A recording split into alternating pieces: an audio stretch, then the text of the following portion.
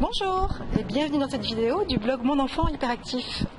Je suis avec Tarissa Ideklignac aujourd'hui, qui est experte en discipline positive. Alors j'ai plein de questions à te poser parce que c'est pas toujours facile avec mon enfant TDAH. Déjà la première question que j'aimerais te poser. J'ai en fait un enfant qui n'écoute pas beaucoup.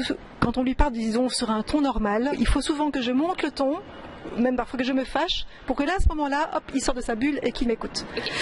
Et bon, je suis pas forcément ok avec ça, et puis lui aussi, tout d'un coup, après, il s'étonne pourquoi je me fâche. Qu'est-ce que tu pourrais me répondre à ça? Alors, merci. J'ai une question très simple à te poser. C'est est-ce que quand ton enfant ne te répond pas, est-ce qu'il est dans une phase de concentration sur quelque chose? Oui. Voilà. Alors, est-ce que à toi, ça t'arrive aussi parfois d'être concentré, je sais pas, t'es en train de travailler et ton enfant il vient et juste t'as envie de rester concentré parce que t'as cette tâche à finir. Oui. Et de pas être disponible pour lui. Que je suis occupée, quoi. Ouais. Voilà. Et en fait, les enfants, ils sont exactement dans cette même phase. C'est-à-dire que souvent, en tant qu'adulte, on s'attend à ce que les enfants ils répondent comme ça, du tac au tac, et qu'ils soient toujours disponibles pour nous. Mais quand ils sont dans une phase de concentration, c'est hyper important de les laisser finir leur phase de concentration. Et c'est à nous, adultes, de nous adapter aux enfants, de regarder leur cycle de concentration et de s'arranger en fait pour organiser notre emploi du temps de manière à pouvoir enchaîner sur une autre activité au moment où ils ont fini leur phase de concentration. Et je vais te dire pourquoi. Parce que comme ça, a priori, on peut se dire oui, mais alors si j'ai un truc, si c'est l'heure de passer à table, comment on fait? Mais en fait, souvent, ce qu'on va demander aux enfants, ou ce qu'on va leur reprocher peut-être plus tard ou dans d'autres cadres, ça peut être le scolaire ou autre, c'est de ne pas arriver à suffisamment se concentrer. Et ils ont besoin d'apprendre à se concentrer, que ce soit pour les devoirs, que ce soit pour le travail plus tard, que ce soit pour leurs activités extrascolaires, pour tout, ils ont vraiment besoin d'apprendre à se concentrer. Et nous, souvent, avec nos gros sabots, sans vraiment le savoir, en fait, on va demander à l'enfant de répondre tout de suite et casser sa phase de concentration, alors qu'il est en train d'apprendre la concentration.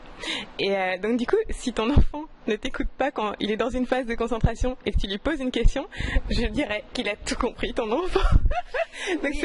Mais à la fois, quand je dis concentration, c'est concentré sur un jeu vidéo. Oui. Ce ne sera pas concentré sur son travail scolaire, évidemment. Hein. Oui.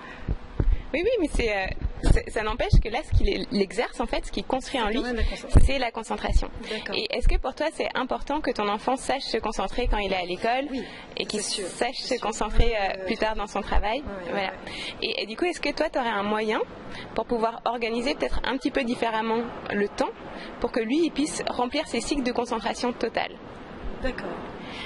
En fait, c'est vraiment une question à te poser parce que d'abord, un enfant qui a fini un cycle de concentration, tu vas voir que quand il sort de son cycle de concentration, il s'ouvre au développement social. Donc ça, c'est un concept hyper montessorien, mais qui est validé avec tous les enfants.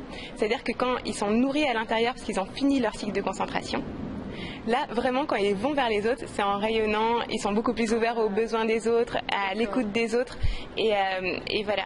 Et donc, du coup, si jamais tu sens que ton enfant, il s'oriente vers une activité, et que tu sais qu'il n'y a pas beaucoup de temps avant de passer à l'étape d'après, le mieux c'est de le prévenir à l'avance et de lui dire oh là là, je vois que tu as très envie de faire ça, mais tu sais, dans 10 minutes on a besoin de passer à table, donc à ce moment là je te préviendrai et on passera à table, d'accord? Tu peux commencer ton activité, mais à condition que dans 10 minutes tu sois disponible pour passer à table. Et dans ce cas là tu le préviens en fait, l'enfant, et du coup il sera réceptif au fait que ok, sa phase de concentration, il a besoin de la gérer de manière courte, et il le sait en fait à l'avance, donc il est préparé psychologiquement, et dans ce cas là ça se passe bien. Mais s'il n'est pas préparé psychologiquement et qu'il est à fond dans une activité qu'il adore, bon, ça peut être les jeux vidéo, ça peut être autre chose, ça peut être, enfin, je sais pas, un dessin, ça peut être un jeu qu'il est en train de faire, autre, ou des devoirs qu'il est en train de faire. Et comme nous, adultes, quand on est vraiment concentré à fond sur une tâche, c'est compliqué pour nous d'être disponible tout de suite pour quelqu'un, que ce soit pour l'enfant ou que ce soit pour quelqu'un d'autre. Pour eux, c'est la même chose en fait. Et voilà. Et donc, le grand conseil, c'est vraiment laissez vos enfants se concentrer parce que vous en retirez tous les bénéfices, toutes les pépites quand ce sera l'heure des devoirs et qu'il arrivera à se concentrer, quand ce sera le moment où il sera au travail et qu'il arrivera à se concentrer. Voilà, ça se construit vraiment pendant l'enfance et c'est important. Si ça vous plaît, Tarissa est occupée d'organiser pour le moment un défi de 21 jours où elle nous donne une clé par jour, je crois, c'est bien ça, hein? Oui, ça. Chaque jour une vidéo, vous avez le choix de pouvoir vous inscrire aussi, le lien est sous la vidéo. Voilà, inscrivez-vous. À bientôt, au revoir. À bientôt.